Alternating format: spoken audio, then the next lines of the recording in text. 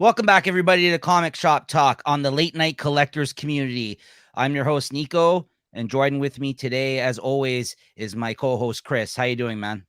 Not too bad. How are you? I'm all right. A little tired, I've been kind of burning the midnight oil, so to speak, reading these comics. Got a good day of work in today. So, I'm looking forward to actually chatting about them here with you today. All right. It's been a big week, and we haven't seen each other to kind of preview these the talk about these comics either. So exactly. Looking forward to hear what you had to say. Yeah, exactly. No, that's why I'm very much looking forward to this. It'll be good. Yeah, we didn't get any pre-talk in this week. That's true. So who knows what will be said. No.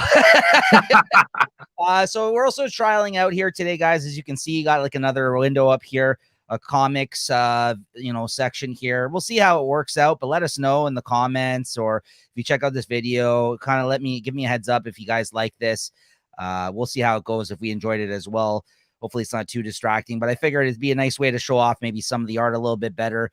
Unfortunately, a little bit of that glare, but I think it might work out a little bit better in the sense that instead of me just kind of going like this up to the screen like we kind of do at times, which also works. But, if Chris, there's anything you want to show off of things you're reading, but, we'll see how it goes. I kind of dig it. Thought that it'd be nice while we're talking if, we're just flipping through some of the art here to give you guys a better idea. It might help influence your pickup of some of these comics if you haven't checked these out. So yeah, no, we'll see how that goes. As always, though, make sure to hit that like button, guys, that thumbs up, and that you're subscribed to the channel.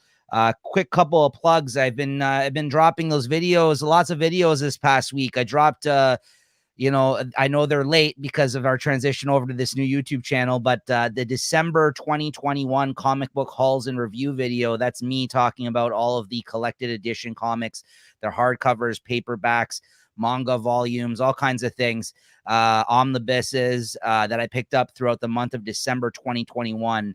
As you can see, my bookshelves, I collect a lot of collected edition comics outside of the weekly new issues as well. So that's kind of where I give you guys my quick thoughts and show off the, kind of like this with the cam, show off some of the books that I picked up throughout that month. And also a lot of the things that I've either read prior to picking them up, or that I've read for the first time. I'll give you my quick thoughts and reviews on those things. So that's the video for December 2021 dropped, as well as the video for January 2021. So I'm all caught up, when February, when this month's completed, early March at some point, you'll be getting the episode for February 2021. And that's kind of how we'll go on from there with these videos. So yeah, you can expect those monthly hauls and reviews.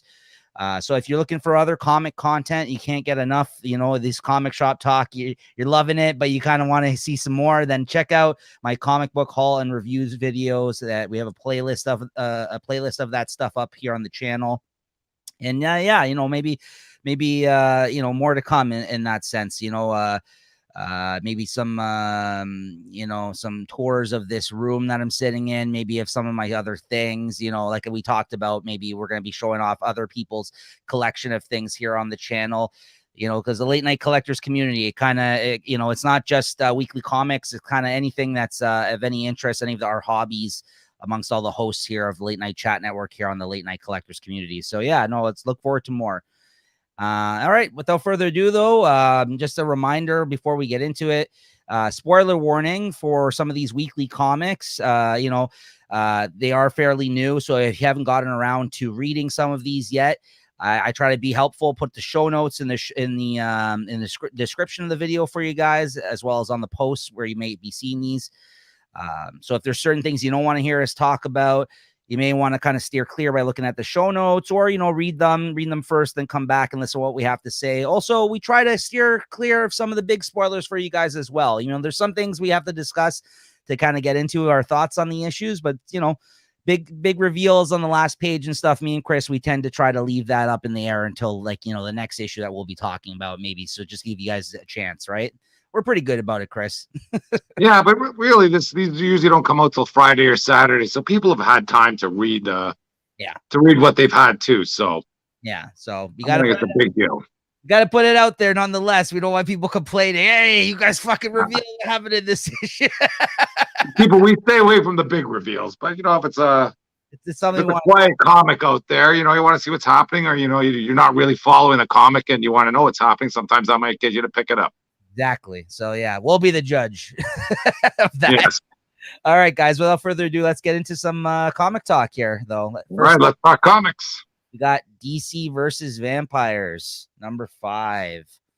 All right, yeah, I got the same cover here as Chris. All right, Chris, go ahead. What are your thoughts on this issue? This is a series we always look forward to checking out. It seems like.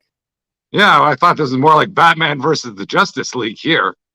And it was good to see, with Batman, you always hear Batman has his secret plan on how to take care of every Justice League member.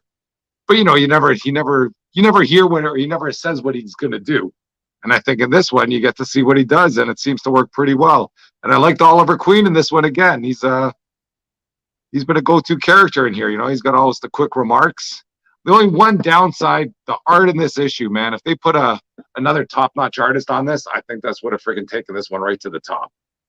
Yeah, I think the usual series artist that's over here, Otto Schmidt, I believe this is another artist that's been doing the suicide sequences in this issue. So I wasn't as impressed. That's not him, right? I think it looks like a different artist style, this guy that's been doing the Suicide Squad stuff on here. Because I do like Otto Schmidt's art in this, but I mean, it sounds like you just in general weren't a huge fan of the art on this one. It sounds like. Well, they got all these big characters. You see some of the art in, I don't know, like the Justice League and stuff like that, where, we're just a little bit more detailed, especially when they're vampires. You want to see their fangs. I just saw a lot of the, in some of the battles there, it was just, some pretty undetailed emotions or whatever. You know what I mean? If that's his style, then great. But this story can definitely kind of carry I don't want to say unrefined, but a less detailed art style, let's say. Yeah, well, yeah, no, I get where you're coming from, but yeah, this is another artist. This is Simone DeMeo. This person, I'm not familiar with their art as much, but you kind of had the two styles didn't really mix together. So the fact that you had those scenes with the Suicide Squad with a different artist in this one, literally in some instances side by side, by the page, I thought they were not great contrasting art styles.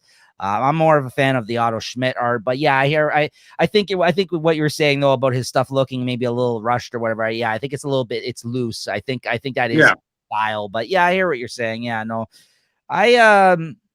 yeah, I mean, I'm always down for Batman versus the Justice League. I mean, I have seen it in one other story. There's a great story out there, guys. JLA Tower of Babel. I think they actually did it in a DC animated movie too, called Justice League Doom or something, I think it was called, where they kind of took that storyline. Mark Waid wrote it years ago. That's the one story I remember seeing where he has to face off against the Justice League, finds out that Batman basically has a backup plan if and when he's ever in a scenario where he has to take out every single member of the league that was part of the league at that time. And yeah, so that happened. It's in that story is that unfortunately someone got a hold of his secrets and used it against the league. And this is what revealed the fact that he had this information on all of them to the Justice League. And of course, up to that point, people don't trust Batman anyways, but really kind of fucked them over when that happened, because all of a sudden people knew, Superman's weakness, people knew Martian Manhunter's weakness. And then you kind of see that go down in this issue. So yeah, for me, I'm always up for that. I do enjoy those moments, and Batman being Batman in that sense, I do like that. I didn't, the Vampires versus Suicide Squad thing with like the vampire killer. Yeah, I even forgot that happened. Really, now when you're looking back, yeah, it was whatever. I mean, but the main story between him and the Justice League, the one negative I'll say about this is that I think they need to we're in for 5 issues into a 12-issue series. I know we're about to hit the halfway point. I think they need to move on with all the pointing, like standing around fucking, he's a vampire. No, I think this guy's a vampire. It's about to go down between the vampires and the superheroes at this point. Like, it's slowly, I know they've been slowly infiltrating their squad, but I need them to kind of step on the gas a little bit here, because it's I still don't see how Superman can't figure out that Wonder Woman is a vampire and Green Lantern's a vampire, because he can't be a vampire. Imagine Superman can't, because he's like powered by the sun. I don't know. By the end of this issue, they made it seem like they could turn Superman into a vampire. Yeah, but they haven't though. Right. So I don't really know. I mean, I just think they need to pick up the pace a little bit in that sense. But yeah, no, there were some great moments in this. It was enjoyable in the sense that you know, the Batman had to face off against them with Green Arrow's help. So I really liked when he shot that whole thing of orange against a yellow. Yeah, well, yeah, he took care of everybody. He took care of Cyborg, like, and they're all in creative ways, let's say. Yeah, except Wonder Woman, you know, when they go, oh, what's Wonder Woman's weakness? And yeah, you know, I know, oh well, that doesn't matter now. yeah, that's right. She's definitely, I think, the biggest threat right now. I know that. Yeah. Green Lantern would seem like he was, but he took him out in like 2 seconds with his like no problem. Yeah, so I think Wonder Woman poses the biggest threat because she's just very super powered compared to you know, although Green Lantern, you know, his powers can do a lot of shit too, but I think I'd be more scared of the Wonder Woman vampire personally right now. So, yeah. So what'd you give this, Chris? I'll give this a 4. Yeah, same. Yeah, I've enjoyed it throughout the whole way through so far, but I mean, it's never hit that amazing point for me as of yet. But we'll see. I mean, it's building, it's going places. Also, I think in a couple of months, I saw they're doing a one shot that's outside of the 12-issue series. I don't know if you've seen that in the new solicit. No, I haven't seen that yet. I think that just came out in the new solicits that dropped this past week for a couple of months out. But there's going to be a one shot, I think, written about some of the characters outside of this 12-issue mini. So they're kind of spanning. Okay. They're spanning out a little bit there. So well, we'll see how it goes. Yeah. All right. So there you go. DC versus Vampires. I'm also going to give it a 4. Yeah, it was good. All right. Next up, another big one that's kind of out of continuity stuff going on that we look forward to here. Dark Ages #5. That's it. Same cover. Yeah.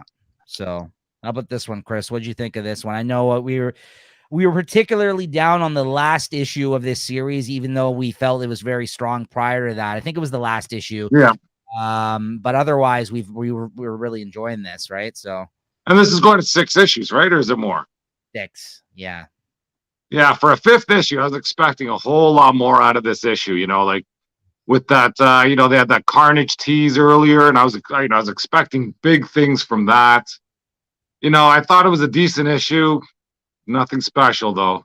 And I like Doom defending little May Parker there, you know, when Peter's trying to give her shit. And it's Dr. Doom just saying, hey, you know, if it wasn't for the kid here, we could all be dead. He's what? I don't need to be taking advice from you, Dr. Doom, on how to parent. I don't need to be taking parenting good advice from Dr. Doom. That was a moment. Yeah. Some nice panels, you know, and then you know, Deadpool being there, you know, kind of just floating around whatever he was doing in Europe. I thought that was good.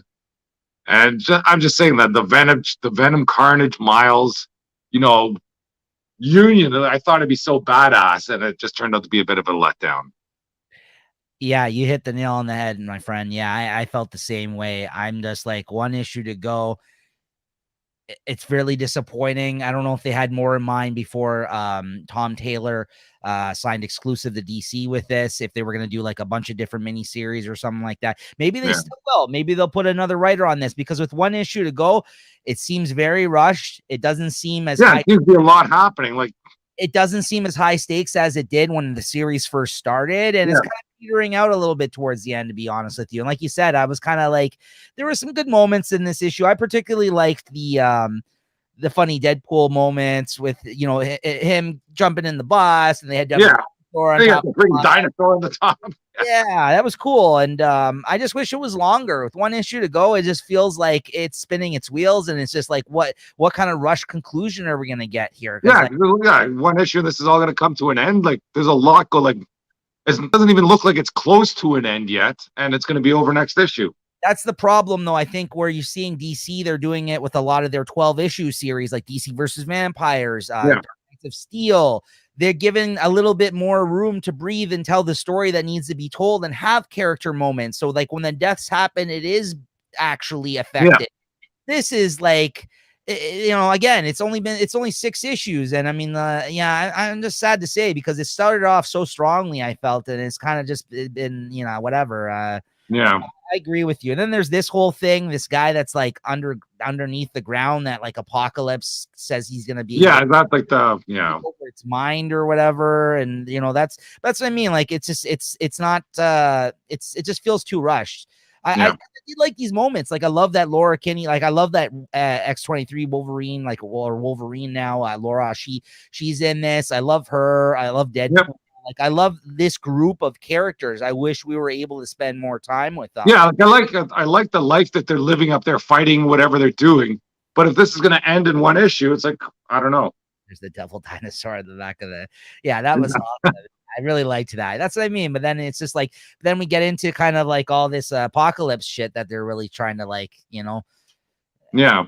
It'd almost be better if there was no like monster villain. This is just the way the world was, and they're and they're just fighting and living their lives. But so anyway, I mean, it could be one hell of a last. There's the Venom. That's sick looking, but yeah. When they take care of business, it wasn't like you figure this villain here would be freaking terrorizing them for like issues, and they're terrorizing them for panels. That's crazy, pages. Yeah. So I mean, it's got to be one hell of a last issue for it to kind of stick the landing and be effective as a miniseries here for me. Yeah. I at this point, I can't say I've loved the last couple issues. So I don't know. What'd you give this, Chris? I'll give it a 3.5. Same. Yeah, same. It just which is again, it's just we're not where we started with this series, unfortunately. But it's, I mean, we'll see what happens. You know what? If they bring in another good writer and they continue in this world with these characters, maybe something interesting will come of this, right? Like if they leave a cliffhanger on this, opening up for Dark Ages 2 and someone wants to take the ball and run with it, I'd be down for that. But anyways, okay. All right, Chris. Action Comics. That's Superman in War World. I don't know. This guy almost looks like freaking Darkseid or Thanos, but anyways. Mongrel? Who the hell is that? Mongol. Yeah, this is Mongol or Mongrel. Yeah. Mongol. Yeah, the one above all and all that. Mongrel. Sorry. Should be Mongrel. I mean, but yes, Mongrel. Yeah, there you go. It's a super awesome cover. That is pretty cool. And this, they tease some brutal stuff going on in here, but they pulled away at the end. Like that Superman fighting in the war world. And then Mongol comes out to, kick Superman around a little bit. And he has these two little friends there. I think they're teens, let's say. I'd say they're preteens. And they're, going, oh, Mongol, we love you so much. We want to be just like you. We want to be Warzoons or whatever these warriors are called. And then Mongol's like, you want to be a Warzoon? You kill your brother. And you tell the brother, you want to be a Warzoon? You kill your sister. And I thought they were actually going to go through with it. But then Superman jumps in and says, no, and he just gets his ass whooped. But here in the Warzone world, I guess hope is building, and I don't know.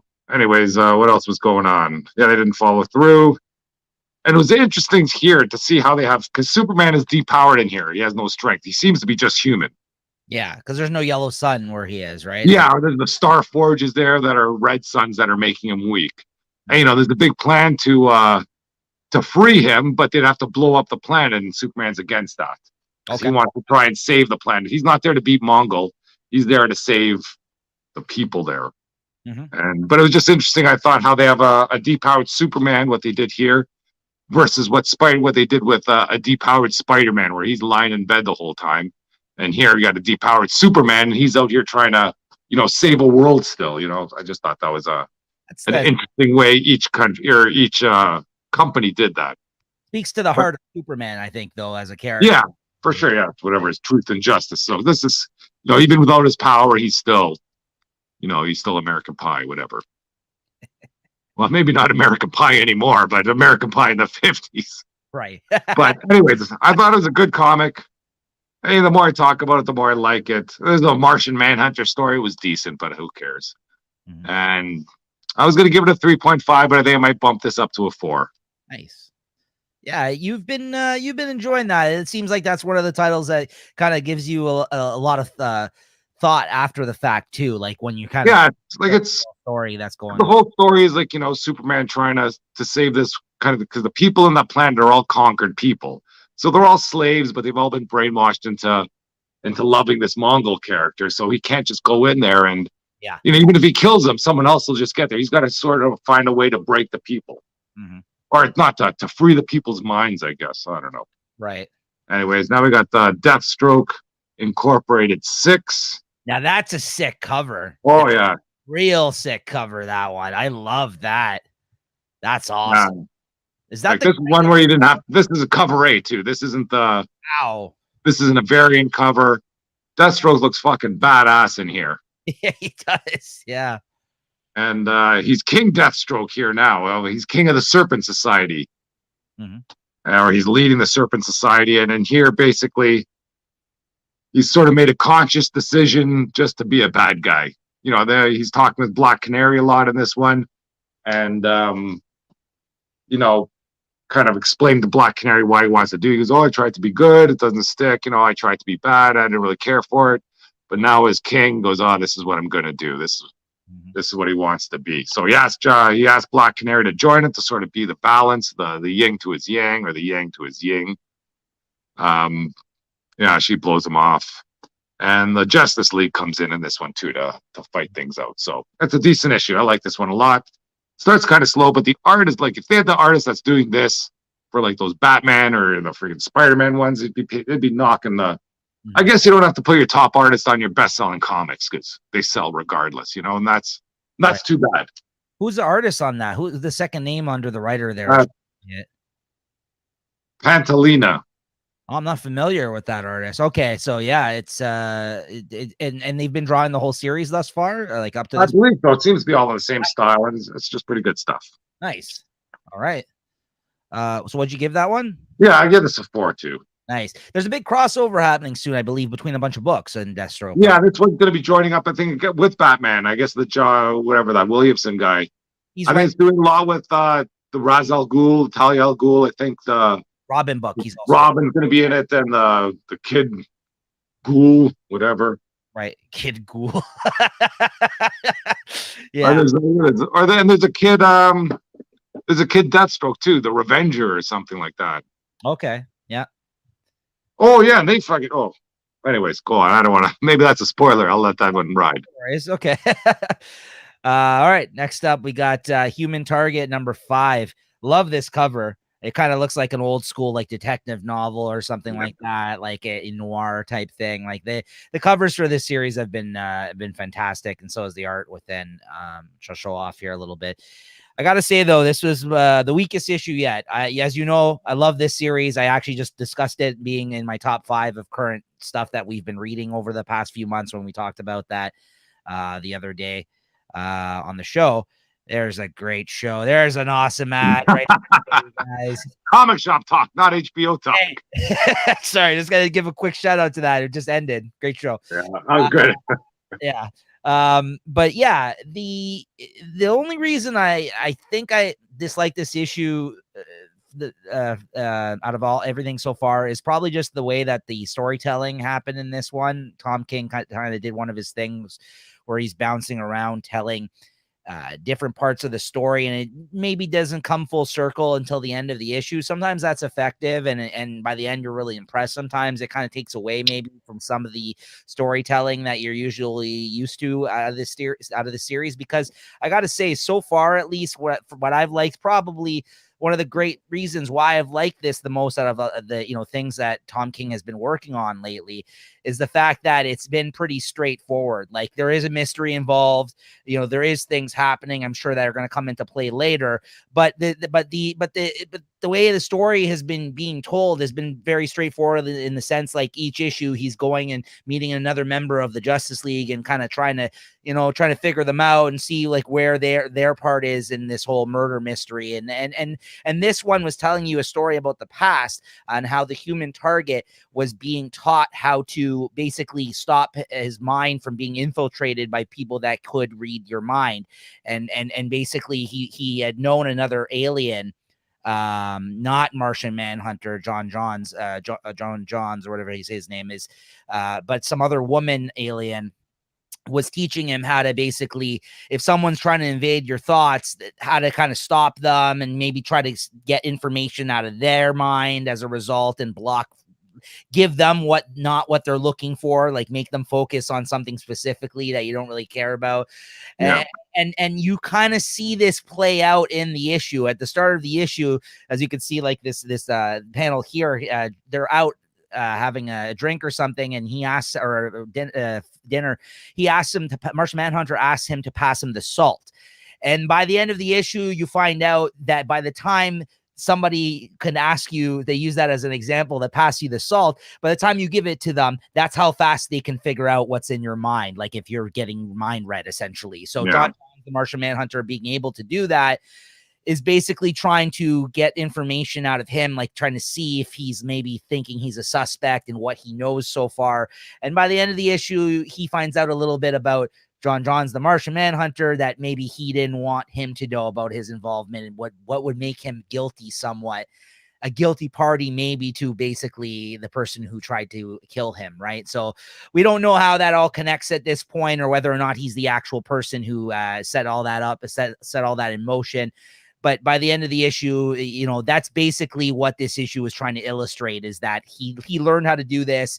We're watching it happen in front of our eyes throughout the issue as this kind of scene is playing out. And you find out that John Johns, I guess, was hooking up with Fire, out of Fire and Ice. You know, you had the other woman in the Justice League, and which is weird because Fire is his weakness. So the fact that he was hooking up with a woman that can basically burn him alive, and I guess that was something that he was trying to keep secret, that they were hooking up in the past. So that's kind of the reveal in that sense. But it's just, again, the way the story was told, it wasn't as effective, I felt, as previous issues, and it wasn't as interesting to me. I would have rather just seen a lot of scenes between Martian Manhunter and him talking, but instead you get this one kind of scene told weirdly throughout the issue, like the way it kind of unfolded, right? And you didn't really get those moments or a lot of dialogue between the two as a result, because it's telling you the past story of a Human Target learning this, right? So I gave it a 3.5. The art amazing as always. It's still one of my favorite series coming out, though. You know, just again, I hope that it goes back to kind of how the story was being told, the more linear storytelling in the future issues. So all right, so yeah, that's Human Target number 5. And then we're moving on to Saga 56. You know, what did I get? Yeah, okay. Didn't take long for them to get back to some crazy shit happening again in this series. So the first issue was kind of reintroducing you to some of the characters that we left off all those years ago, 3 years ago, whatever, when they first you know, they stopped bringing this series out regularly.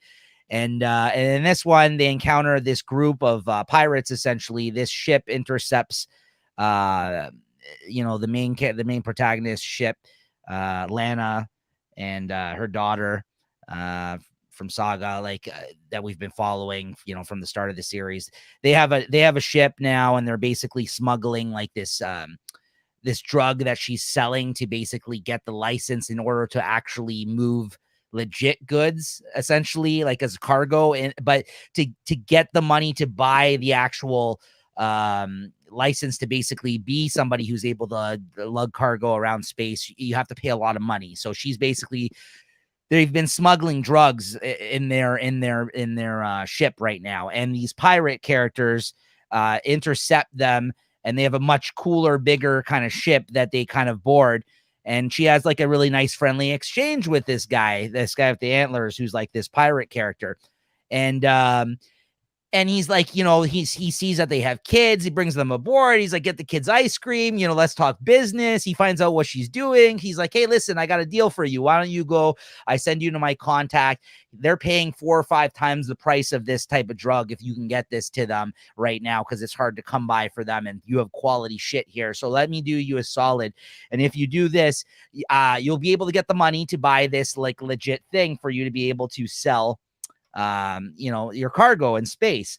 So everything seems all hunky-dory. And then all of a sudden, you know, this woman, she's got, you know, wings that she hides because, as I mentioned, there's 2 warring factions of creatures in this universe that they had a war years and years ago. And she's on the side of these people that were these wing creatures. And this guy hates them. He mentions, he's like, okay, yeah, let's move forward with this deal, But before you do, you're gonna have to take off your shirt for me. She's like, why? You think I have a wire on me or something? He's like, no. But I've been told that there's people that try to hide the fact that they have wings. And if you're one of these people, I'm not gonna fucking do business with you. Basically I hate these people. And that deal's off then, and he basically, like, I think he would even, kill her or something, like.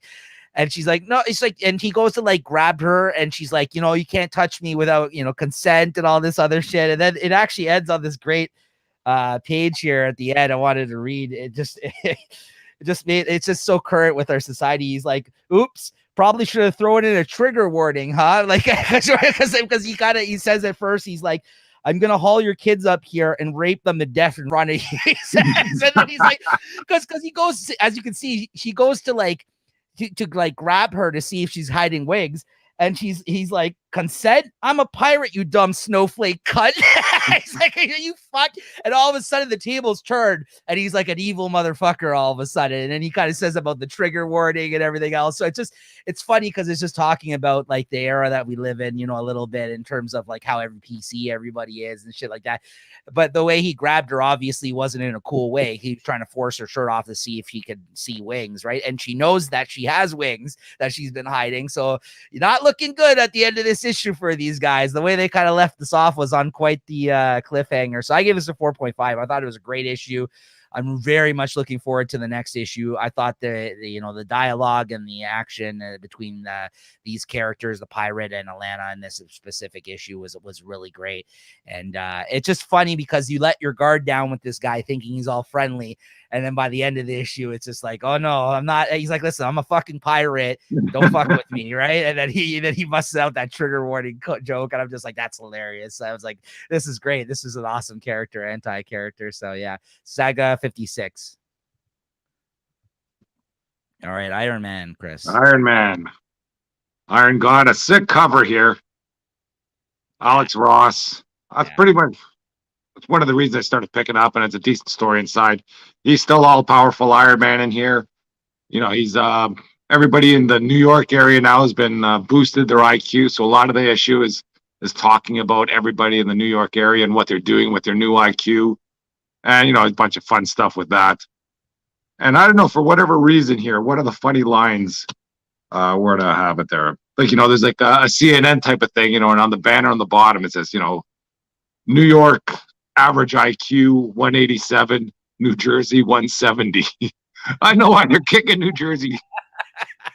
They just don't like them there or something. And it's not only in one panel. Like every time that news story was on for like 3 or 4 panels. They still always have that written there. And otherwise, Doctor Doom is in here because they're trying to take down the Iron God because they think he's a little too big for his pants. So it's Hellcat and I guess the crew that she's working with. So they got a plan to do it. Silver Surfer shows up in here, so they got some big guns to try and take this guy down. Nice. Whether they do it or not, you'll find out in this issue, but it's not bad. Still good. I like this Iron God business. I'm looking. I'll give it a 4 too. I didn't think I had so many 4s in here. I thought they're all kind of blah, but when I start talking about them, they're pretty good, and you got all these issues, we've got all those characters in there. That's right. Yeah, I know if I didn't get so much joy reminding you about what happened at the end of that issue there, I probably would have given it less than 4.5, but I'm like, that part was great. Like, yeah. So that's the fun. Like in this one here, like a lot of the funny stuff is what people were doing with their IQ, like some garbage. They find out they can, was there a landfill that's been turned into a new source of fuel? The New York police force have decided to build a spaceship out of cop cars, and they're flying into space because everybody's a freaking genius. Right. And other stuff. What's funny about that joke, like you said, though, is the fact that 170 is still way above average IQ, but they have to be lower. But they're still dumber than the New York people. I like that. All right. If everybody went up like 500 points, while we were at this one, and you only went up that far. Yeah, exactly. But anyways. And after this, we got Black Widow 14. Or they got Black Widow. So that's not too bad. He's still fighting the living blade here. And there's a big ending here. I guess this is kind of coming to fruition because there's Black Widow. It's Is that Yelena? Is she the White Widow or is she just another Black Widow? Yeah, she's being a Black Widow in the past, but Yeah, yeah. but she wears a white costume though, it seems, in this one. And Spider Woman's in there, and then there's some people from the other character that are all trapped. And I think there's like the big bad was kind of revealed in here, so it wasn't a bad issue. I don't want to go into too much, but fighting that living blade seems to be a big character in her life, one of her arch nemesis, and she kind of gets the drop on him, and he's not too happy about it. I'll give this a 3.5. Okay. All right. So next up, we got Orphan and the Five Beasts, number 4. So a couple things I want to mention about this series. This is written and drawn by James Stokoe. I'm a huge fan of his artwork. As you can tell, he's got kind of like a manga-esque style, very detailed art. I love his work. The problem with somebody like this who does a lot of indie comics, and he's worked with some Marvel stuff as well. He's got some Marvel gigs over the past year or two. But the level of detail it puts in his artwork is that it takes a long time to produce. So I wanted to mention, if you haven't heard about this book, this is actually the first time I've talked about it on the show since we started. So there's that. Number 3 came out in November. The start of November of 2021, number 3. This is issue 4, so this is just coming out in February. Previous to that, issue 1 and 2 came out last year, March and April 2021. So 2 to 3 was April to November, and number 4 was November to February that you had to wait for this series to come out. So you had to be pretty dedicated to finish this one out. If you missed the boat on this, there is a trade paperback that's been solicited that's coming out in a couple months, guys. I'm also double dipping and picking that up. And if they come out with a more deluxe oversized edition, I'll probably pick that up as well. This is how much. Here's the thing with some of these creator owned stuff, and you know, their money's going to the creators a little bit more than if it was like a Marvel DC thing. I'm not opposed to supporting those artists that's work that I really like. So I don't wanted to mention that because this guy is really, really fucking good. And if you guys missed it, it's worth checking out. But anyways, another thing though, Dark Horse Comics really did a bad job, I think, in the end of this issue. It just kind of ends. It doesn't say the end. It doesn't say to be continued. It doesn't say there's going to be another miniseries. This was solicited as a 4-issue miniseries, okay? Then I'm like, that seemed like an odd ending. So then I go online. I got to go look at James Stokoe's Twitter. Oh, anybody who's asking, I'm working on the next arc right now. I'm like, Dark Horse, come on, man. Put something at the end of the issue that says that then. Like, that's kind of, I got to blame Dark Horse, I think, on this, because I'm like, they really did a bad job promoting this. I get it. You put the guy's issues out, and it took them a fucking year to put out 4 issues. But at least let us know, for people that did enjoy this, that there's going to be more. Like, the way it ended, it just ended. And you're sitting there scratching your head like it's a great scene that it ended on. But I'm like, is that it? Because, you know, with the title being The Five Beasts, I think they've only taken out 2 of these things so far. So you're like sitting there at the end, you're like, what the hell's going on with this guy? So anyways, I love this series. It's a lot of fun. You know, it's about this person, the main character, Orphan Mo. It's basically like a kung fu epic. Her master dies. And he mentions that his disciples were 5 people that have been corrupted by evil now. And they live all across the land, and they all have these amazing powers. But he taught all of them. So as his dying wish, he tells her, please go out there and seek these people out and take them out for me, because they're spreading evil across the land, and I'm the one who taught them, her master who taught her. So please, like, take care of these people for me. That was his dying wish, like on his deathbed. So she kind of starts out this like epic of, you know, seeking these people out. So far, by the end of this issue, I think she's taken out successfully 2 of these people so far. This last guy is really crazy. This dude's like, he's crazy with swords and different types of weaponry, but he's literally grows arms constantly. Like, he's like some kind of regenerating bug type creature guy. Like, they've all been possessed by demons or something like that. So this dude can literally, and he's a cook. He's cutting up his arm and shit, like, or if his arms get cut up during this, he's like cooking it and then like force feeding it to people as he's fighting her, like in the rise. It's really, really bizarre and strange, man. But the art is so good, and it's such a crazy fun, like in the kung fu fighting that happens in this. Like, it's like a off the wall kind of old school kung fu movie with crazy shit going on. demons. And the first guy she took out, one of the beasts, was this guy who was like called like Thunder Thighs, like essentially, I think was his name. Like he has got these huge fucking like legs. He's mostly just legs, like his leg, like he's just like a small, like, and I think it's actually in the start here. Yeah, it was this guy right here. Like he took him out earlier in the series. I think the first 2 issues were focused on him, and so it's just funny, entertaining kind of villains that she's fighting, matched with fantastic artwork and crazy kung fu fighting. So if any of this is of interest to you, like I said, I'm a huge fan of the artwork. And check this out, Orphan and the 5 Beasts. There's more to come because, like I said, she's only taken out 2 of the 5 people so far. It might take another 2 years for him to complete, but yeah, I'm gonna be here for it, man. I'm a huge fan of James Stokoe, so I gave this again a 4.5. I mean, I got to because of the art. The story is whatever, but the art match with just that is such a fun read. I got to give it 4.5. So yeah, Orphan and the 5 Beasts. And next up, we got Deadly Class 51. We're coming to the end still. I think this is the last arc. I think 55 or something is going to be the last issue of this series. This is a series I really, really love. Basically, in this, it's an action-packed issue. Marcus in the future, because they jump to the future in this too, is basically the best assassin going these days, and a girl that he knew in school and dated, like he had like a little, there's the Kanye West moment that happened in the year 2005. They're trying to, I guess, signify the year that this is taking place. That's the touchstone. Yeah, so with Mike Myers there, who didn't want to be there for that comment. That's the only thing that anybody ever remembers about Mike Myers from that period of time. But the Kanye West, George Bush doesn't like black people. Doesn't love black people. Black people. Care about black people. Yeah. Anyways, but his Maria, one of his girlfriends from the past issues when they were in high school, going to this school for assassins. Now they're in the future. She's married to some guy that she hired Marcus to basically kill because he's the best assassin in the world, like Hitman now, for her, even though she's got her own, like she's, got her own skills that she can kill him. But I guess she wanted to take over the cartel that her husband is leading. So he's cheating on her with some woman. She tasks Marcus to barge in and kill the woman and the husband. He just kills the husband, leaves the woman. And then when she goes to take over the cartel, in light of this, she gets caught with him trying to escape.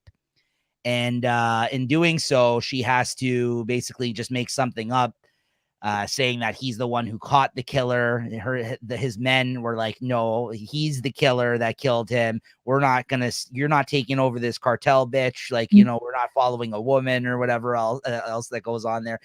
And so Marcus and her then have to escape on foot and through a barrage of bullets and fucking gunfire and escape on a boat. And then it kind of there's kind of like this inner monologue that's kind of, it's like, rekindling their love somewhat for one another that they had in the past. Because Marcus was part of a love triangle with her and another girl called Saya, who we just seen the end of, probably her story in the last issue. So it seems like they're kind of touching base with all of the main characters now at a point in the future. Where Marcus is a well-trained assassin and has, become this, this threat to be reckoned with. And the art was fantastic in this issue. Action was there, and I'm going to be sad to see this go, but it makes sense. So yeah, there's Maria, his girlfriend in the future there. Or his ex-girlfriend, I should say. So yeah, I don't know who he's going to end up with, if he's going to end up with either one of them, or if it's just going to be one of these things where they kind of just wanted to show, how they've grown over the years, and he's not going to actually end up with one of them. It's real life is not like that always. So we'll see what happens. So again, I gave this a 4.5, again, based mostly on the art. I got to give it a little bit more.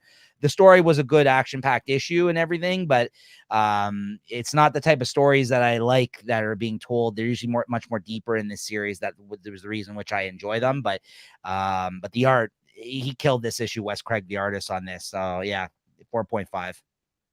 All right, Chris. Okay, so we got a Ghost Rider #1 here. That's a pretty decent cover. And there's a shit ton of covers that came out with this. And let's see what I got here for Ghost Rider. It's an introduction to this version of Johnny Blaze and Ghost Rider. There's no big hook or no teases in here. It's just what his life. I don't know if it's a new Johnny Blaze or what, but it's just he's living out in the burbs. He doesn't know he's the Ghost Rider, and he's sort of struggling with it. And the big reveal is when the Ghost Rider pops up near the end. I'm not sure if I'm going to continue on with that. Unfortunately, they're probably going to come out with super sick covers all the way through. Yeah. But yeah, I like Ghost Rider when he's sort of part of the universe. He doesn't really seem to be part of the Marvel universe here. Like it's more of the horror stories, and he's in some town where I don't know some demons are trying to get him and all that sort of business. Mm-hmm. I'll give it a 3.5. It was a number one. It's interesting to hear about how Johnny Blaze is this time. Mm-hmm. Mm-hmm. Yeah, because also, it's interesting because I think it's been a while since he's had a series as well. Because usually you have Danny Ketch or you have him. Yeah. So that's cool that he got his own title again. But yeah, that's disappointing to hear. I never really give them too many. I don't know. I think I would like a solo Ghost Rider book, but I never check them out, to be honest. It's always like, for whatever reason, I guess I'm not interested in it, but I feel like I should be. Right. Yeah, maybe it gives it time, he'll kind of get into, once the villains are introduced, but it's always some demonic villain, and yeah, it's just not my bag. Fair enough. All right. Carnage. And now we got Carnage Forever. I think this is a one shot because it introduces into Carnage, a Carnage series. I'm not a big fan of Carnage, and supposedly Cletus is dead, and his on those little blurbs they have, on the splash page or the front page, his memory lives on in a codex, and he's stuck in some sort of extreme symbiote, whatever. Mm. But anyways, this was it was a pretty decent. So it's a violent horror comic. He does some crazy stuff in here. I think he takes over a little girl, and then he bonds with little girl, and then that's living. Her parents are squatting in a house, so they're not of people of means, let's say, and they might be not very nice to this little girl. And she fucking, as Carnage, or if it's her, or I don't know who's taking the wheel of this one. She fucking takes them out hard. And that was nice to see. And then I guess it's moving on to Carnage. So Carnage out. Oh, there's some great art in here. There's some great, full pages of just.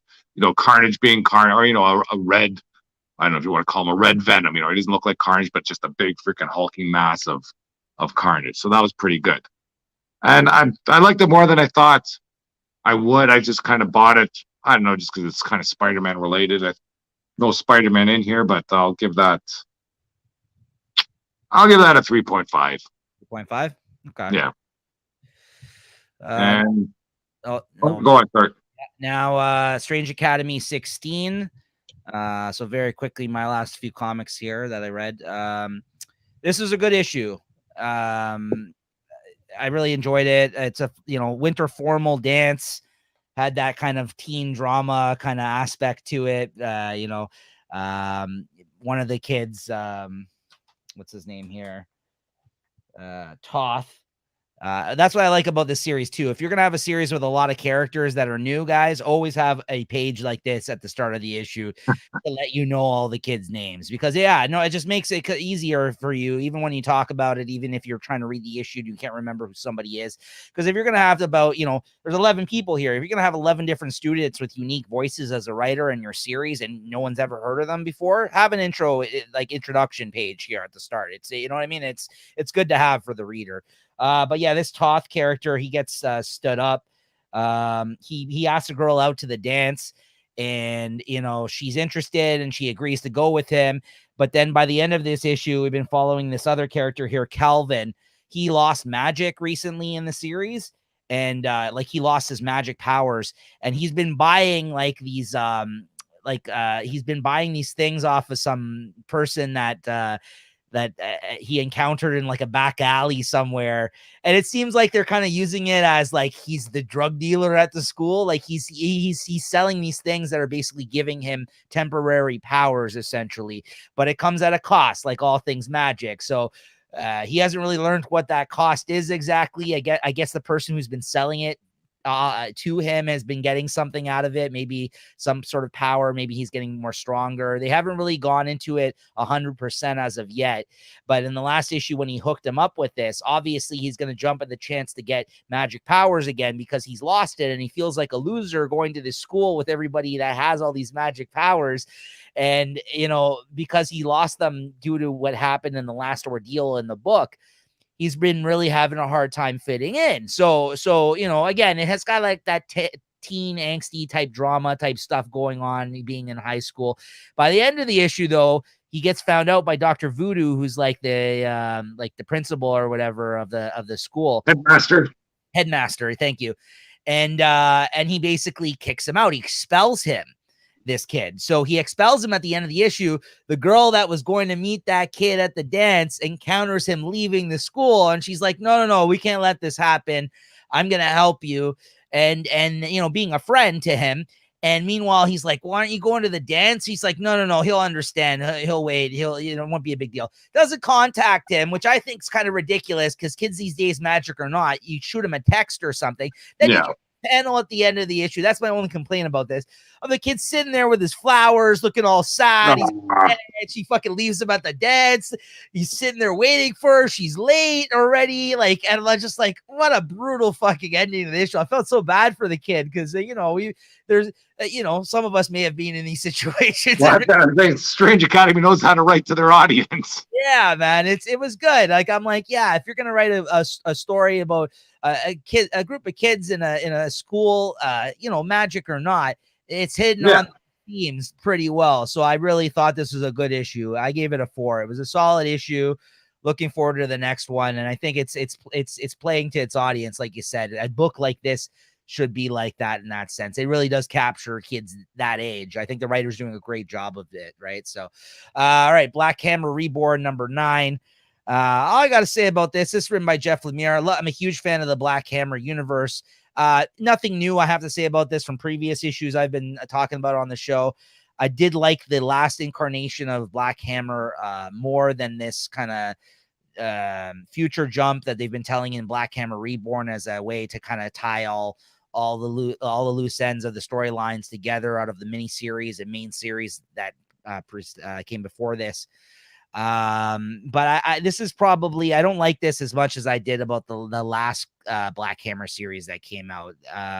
It's not bad. You could tell he's trying to tell like almost like a DC Crisis on Infinite Earths type story. He acknowledges how confusing everything is through the characters at the start of this issue. Then they try to get into explaining it again, and by the end of it, you're like, yeah, still a little confusing. And then they kind of go on to say, like, there's worlds that are colliding, essentially. Worlds are colliding. Like, there's a world that's colliding with this world. And the characters from the world that we've been following this whole time are stuck on this alternate Earth right now. And they're battling it out with these different variants of themselves that live on this world that are bad versions of themselves. And they're basically trying to prevent it from, destroying their world at this point in time. So, but, that all being said, it's been okay. I think, overall, this Black Hammer series that Jeff Lemire has written over at Dark Horse Comics is one of my favorite things that come out of the past few years. I think it's a great series overall, but if there's going to be another mini series that comes after this one that will hopefully complete all of his stuff, I would prefer it over this being the ending, because this has been a kind of a bit of a weak series for it to end on this note. So hopefully we'll see what happens, but I gave it a 3. It was okay, but again, not my favorite Black Hammer stuff. And then we got Harley Quinn number 12. I really like this. Riley Rossmo and art. I really love his art. So I'm glad that he's stuck on a book. I think he's only hasn't drawn 1 or 2 issues out of these 12 issues. So I've been very happy about that. It's I like it. She saves her friend Kevin here. That she helps out, and I like it because the ongoing theme of this book is that while she's trying to be a superhero in her own way, she's been there for a group of people that have been traumatized as she had by the Joker with her support group. And in this issue, the bad guy Keepsake that they've been kind of that she's been battling the last couple of issues, they end up taking him down, and that support group has a chance to basically get revenge on him by the end of this issue, but they learn to turn the other cheek through Harley Quinn's help. But at the same time, he gets taken out by some sort of, thing that goes down, some destruction of the facility that he was in. And the whole time he's blaming Hugo Strange, for fucking with his head as well, which has also been like an ongoing theme about this. I think it's nice to see her help people that have been traumatized or damaged people like she has been. She's a character that has history with that, obviously, Harley Quinn. So I think that I think it's fitting for her to be in this position with the support group in this series. So I give it a 3.5. I think it's a good book. It's not my favorite Harley comic I've ever read, but I also think it's not bad either. I think it's pretty good. So so Harley Quinn, number 12. All right. Silver Surfer. Silver Surfer Rebirth. Oh, look at that throwbacky old looking cover. That's awesome. The art in this is great too. I loved it. Like, good panels. Yes, big splash pages of, it's got Silver Surfer battling Thanos there. And let's see what I get here. So the situation of the comics explained. Because in the first way, Captain Marvel was back, and then Thanos wipes him out, and Surfer's all mad about it. But somebody's got a reality stone. So in this issue, all these sort of different realities pop up and then drop off or break out. And Thanos basically has to ask Silver Surfer, hey, buddy, I need you to help me. I got to get, because I guess Thanos was the one that was kind of guarding the reality stone, and somebody stole it from him. So they got to figure out who stole it and what's up. And like I say, there's some great panels of Silver Surfer fighting Thanos. Great art in here. And I don't know if many people are following this, so I don't want to spoil the last page, just because this seems to be a character that's popping up all over the place. But Jack of Hearts is here at the end doing something. And I don't know if this is now like a comic, if this is going to be relating into Reckoning War. I haven't heard of this guy in ages. Right. And now he's popped up in 3 comics already.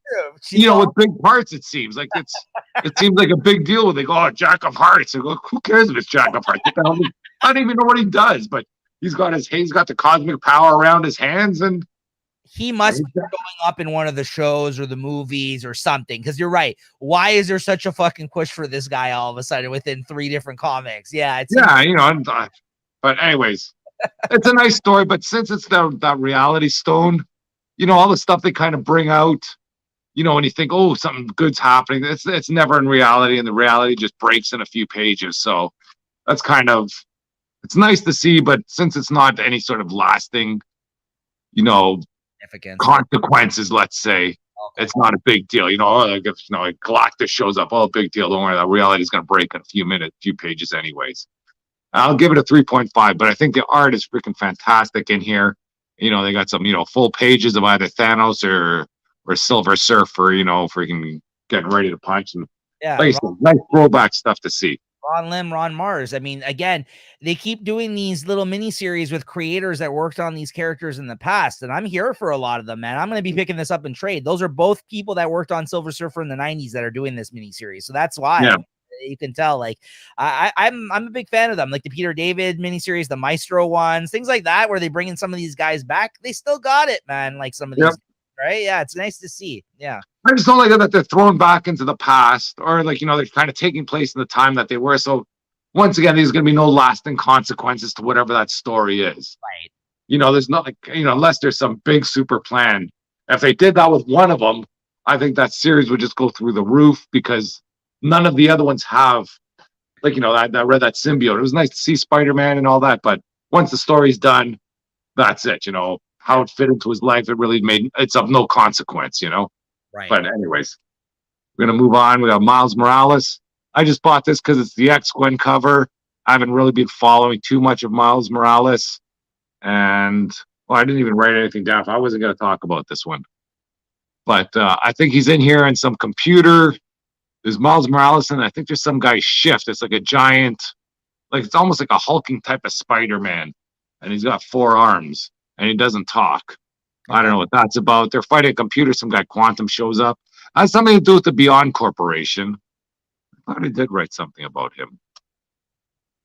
But anyways, the Beyond this sets up, I think, the what if Miles Morales. I don't Yeah. know if people, I don't know if a lot of people read this or not. I don't know if that's a spoiler at the end, but there's some sort of gate in that Beyond Corporation computer room or something, and then I think he sees his uncle. Is it Yeah. Uncle Aaron or something? Yeah. The guy who's a fixer. That Yeah, he sees him. He goes, "Well, you know, Peter and Ben can take care of Beyond. I gotta find some stuff out for myself." So yeah. that's all this. That's what this issue did. Not bad. Like I said, I'm not a big Miles fan, and I don't really know what's going on in the story, so I'll give that a 3.5. Okay. And my last one, not my last one, but got Image Supermassive here. It's a Supermassive comic. Who do we got in Supermassive? We got Radiant Black. I think it's Radiant Girl Red or Inferno Girl Red and Rogue Sun. It feels like a Power Rangers type of comic. You know, there's these three people. I think they're all teenagers. They all got power suits. And I think in this one here, they're all from different, or two of them are from the same universe. One is from a different universe, and she gets transferred or she gets ported in here following a monster. And then there's it's like a lizard or some guy that turns into almost like a Godzilla type monster, and he feeds off the power of the suits. So Okay. they all lose their powers in here, and then they got to find a way to get them back, and they got a way to find a monster. But I think basically this crossover is an ad because Radiant Black, Radiant Red, and Rogue Sun all got new series coming out in the next few months. And it's basically just an introduction to these characters, and I don't think I'll be following any of them, but it wasn't too bad. I'll give it a 3.5. I probably would have given more if I knew more about the people. I read the first volume, the paperback of Radiant Black. It wasn't bad, but I'm not going to stick with it either. But it was okay. I mean, a lot of people seem to like it, the series Radiant Black. Yeah, like I have no idea what their powers are, because in this thing he pulls out some sort of freaking giant monster out of his chest, like I don't even know what it is. But Kyle Higgins, the writer of Radiant Black and probably this, has also written Power Rangers comics. He loves the Power Rangers. That makes okay, wow, I didn't know that, and that's the feeling I got just from reading that. I felt like Power Rangers. So yeah. People have compared bring some of that influence there into these guys, into his own characters. People have compared the Radiant Black to Darkhawk as well, the Marvel character. Yeah. So, all right, Chris. Here we go. 10 Deaths of Wolverine #3. Chris, what do you have to say about this one, my friend? You didn't like it? No, I actually really like this. Oh, I did too. Terminator. It's fucking Terminator. That's what it is. Well, I think they've added a new layer to the Terminator in this one. They've moved away. Like, I don't mind, like, if they followed for the next 10 issues, all just Terminator business. Then it starts to get lame. But in this one here, the Techno Wolverine, he talks. Yeah. He's real. Like, he's not just it's not like some cyborg that was sent from the future. And that's what we find out in this issue. He's phalanx, like that, which was like one of the futures that I think they had previously talked about happening in the Hickman X-Men, was like with the whole X-Men phalanx. There's a phalanx storyline with the phalanx. It's a big part of the X-Men. I don't know too much about the phalanx, but that's what he is. He's part phalanx. That's why, but part man, part machine, essentially, right? That's but like, I don't know if this is a spoiler, but I think that this might turn out to be actually Logan. That's him. Or Jeff. Yeah, like it's him. Yeah. Because, you know, though, like you can see in the cover there, you got the whole Wolverine family all coming together. So it's a nice heartwarming scene. You never see Wolverine talk to his kids too much. I hate Daken. I hate that character. I think he's shit. Daken, whatever you say. But yeah, Wolverine, Laura, and Gabby, I love them. So, who's Gabby? I've never had the little girl. Yeah, where does she come from? She been around for a while, or? Yeah, so Tom Taylor wrote her in the all-new Wolverine series. Like, first it was X-23, which is Laura, but then Gabby girl is like a clone of her, essentially. Oh yeah, it's almost a new X-23, because X-23 is pretty popular as a little girl. Yeah, but she's awesome. Like those. Yeah, she's good in this one. Like those two characters, when they showed up, I was like, "Oh, that's great." And then fucking Dak and Shaw, I was like, "Ah, they got to throw them in there." You know, it's the whole family. Yeah, so and I just thought it added a new layer to this X Deaths. You know, I might ditch the X Live or 10 Lives, whatever. But I'm down for this. I don't know how he's writing both, and one we hate so much, and one we really fucking enjoy. But I got to tell you, that's where I'm at. I think this was a great issue. I thought it was awesome. I mean, but again, it's a Wolverine. It is Wolverine. We learned it's Wolverine, it seems like, but it's Wolverine coming from the future to take out Moira because they don't want Moira to basically take out mutants and lead to the future where there's half man, half machine, and machines take over. Well, then there's Moira with the scientist, like freaking with that Skynet with the arm is like freaking.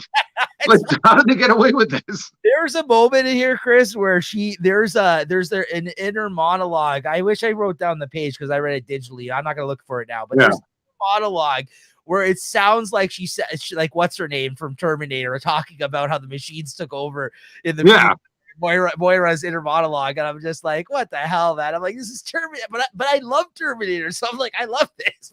Like, you should run into like some person there named S. Connor or something like that. You know, just like push her to the side, out of my way.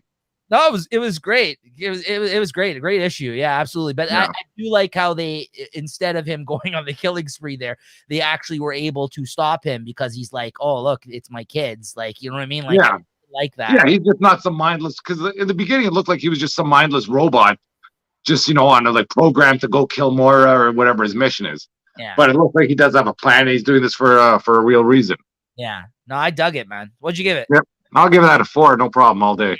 Damn, yeah. This is the one to check out, guys. That next Lives has been shit compared to I'm just glad they're not intertwined somehow, you know? Like, I thought both books were just going to play off each other, but they're not playing off each other at all, and I'm so happy. We referenced it in this about how they need them to take out this Phalanx Wolverine because it could cause an issue with what Wolverine, because they're like, why don't you just get Wolverine when Laura was and he's like, he's busy with something, and that's kind of whatever's going on. Yeah, what's going on in the other one.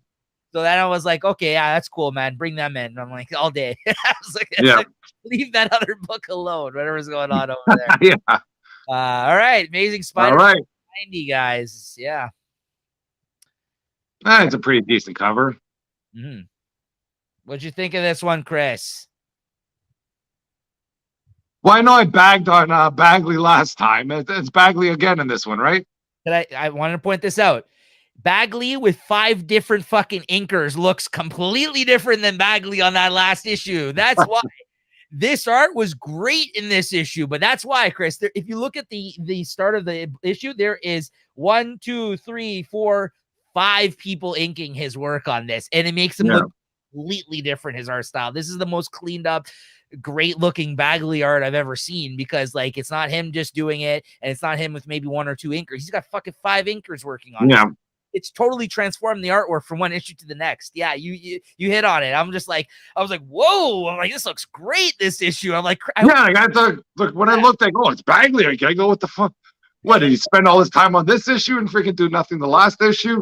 Inkers are important, guys. This is why, and they can transform your art to look like something, you know, it's something else entirely. I mean, you can still tell it's Bagley, but it looks way, way better than last. Yeah, it's still not the greatest, but there are some great panels there, though. Look at that.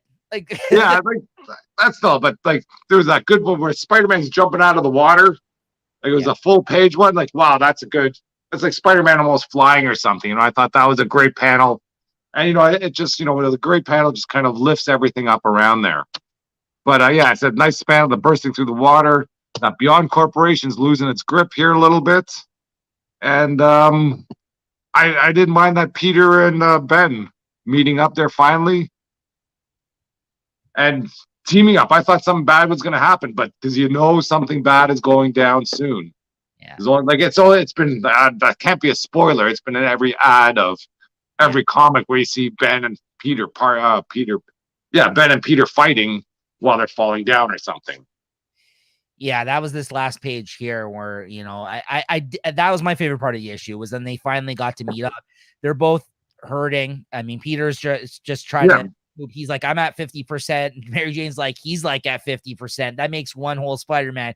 Go with your brother and go meet up with your brother. And she calls him his brother. And then at the end where he's like, where he meets up with him here and he's like, wouldn't dream of it, bro. I was like, you know what? I like that. I like how they came together another here.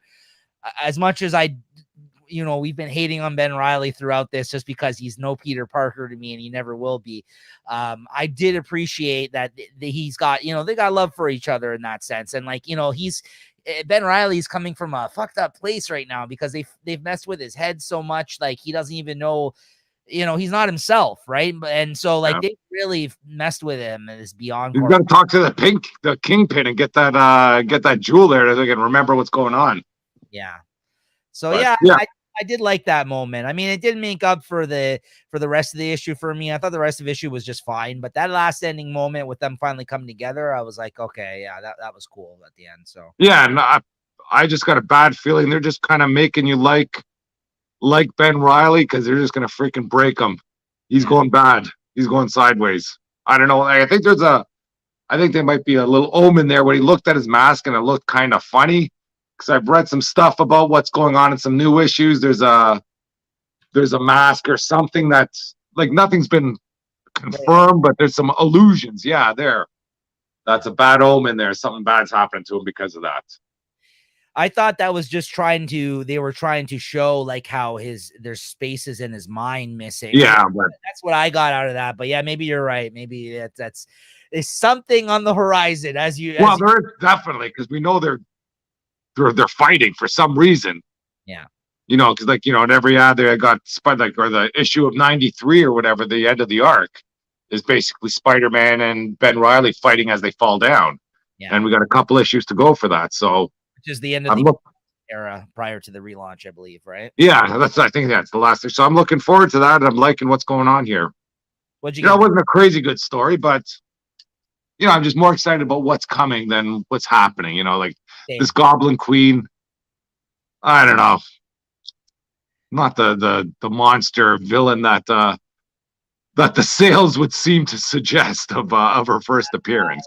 Speculators are picking up the issues. I'll tell you. I had the other day that was talking about they were looking for an issue 88, I think was the first appearance of her, and I was at the store and I seen the guy. He's looking for the issue, couldn't find it on the rack. Found every other issue surrounding it because he was catching Spider-Man. Hey, how come you guys don't have issue 88? And he was saying to the store, and they have all the other issues. Well, that's the Goblin Queen first appearance. Unfortunately, people went and scooped this fucking issue up, and I don't even think it's that great of a character. But that's how. Yeah, unless you have like Todd McFarlane drawing her, you had the top-notch artist. Yeah, you know, breaking sexing her up. Yeah, even the art does the covers. Art Adams would have been awesome drawing her. Yeah, you're not getting Art Adams interior. You're like, well, that's it, you know, you're not getting any of these cheesecake artists on her. But so what'd you give?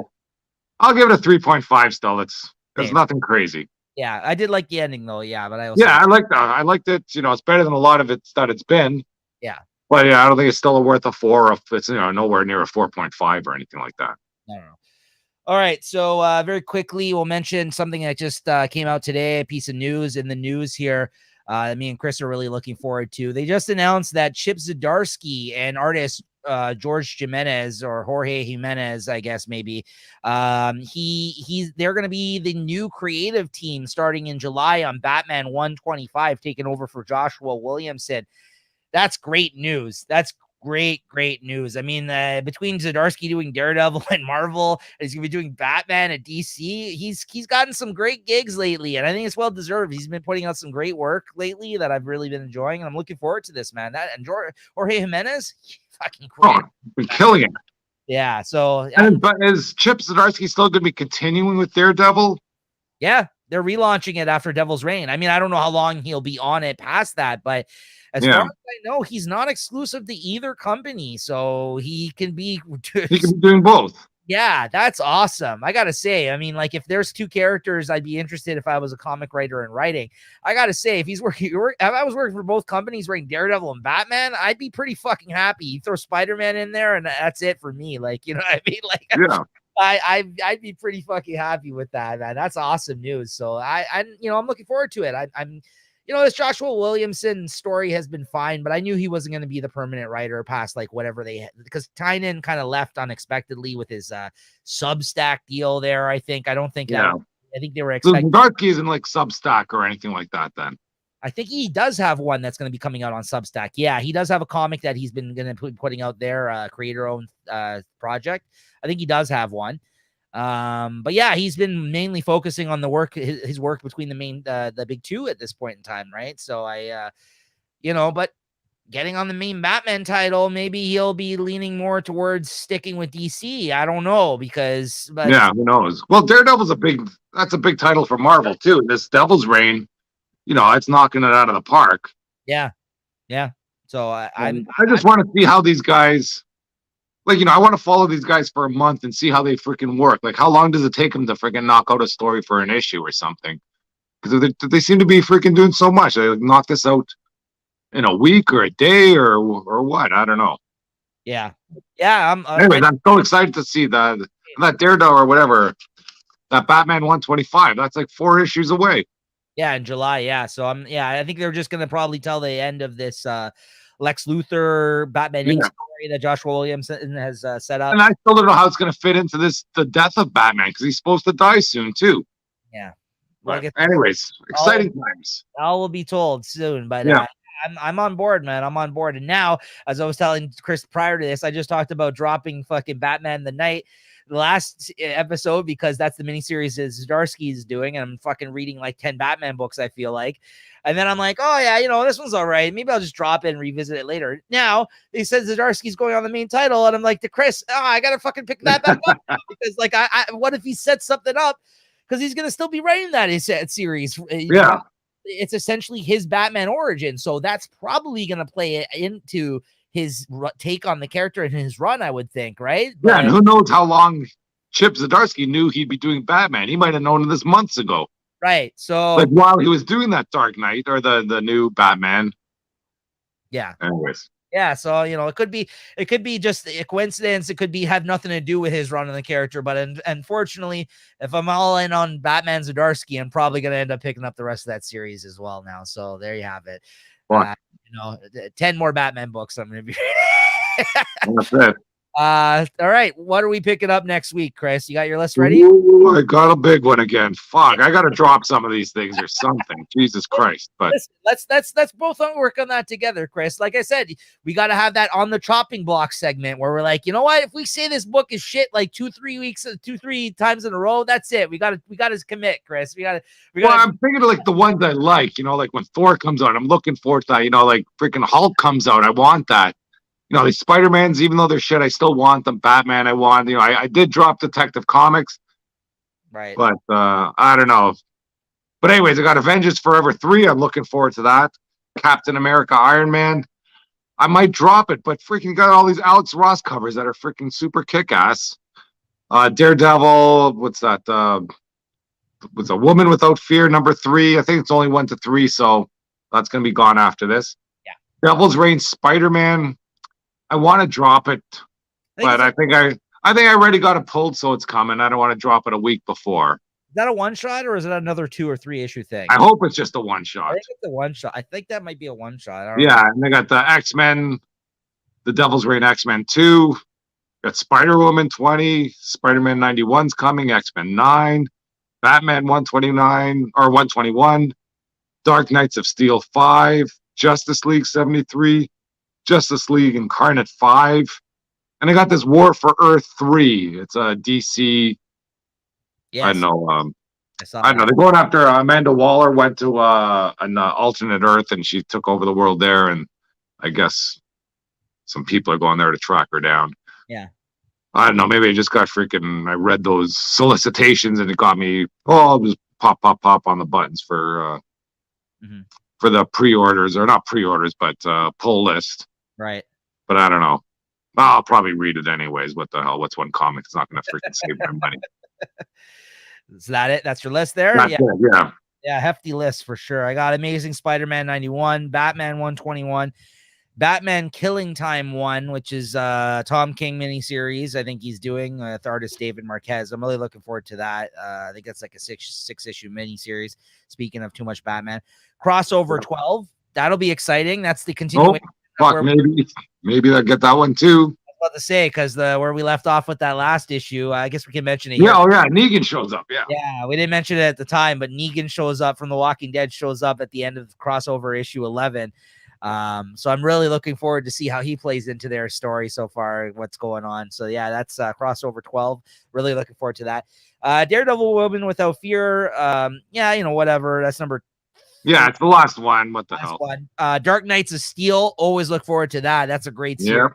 Devil's Reign X-Men 2. Not so much looking forward to that, but I've already committed and ordered it.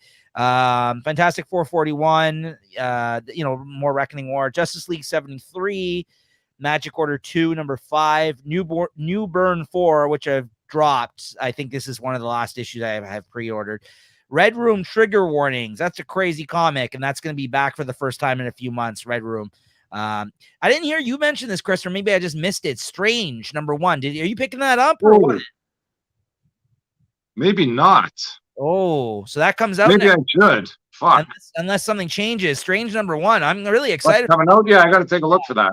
That I'm really looking forward to. I think there's a good art germ cover too for her.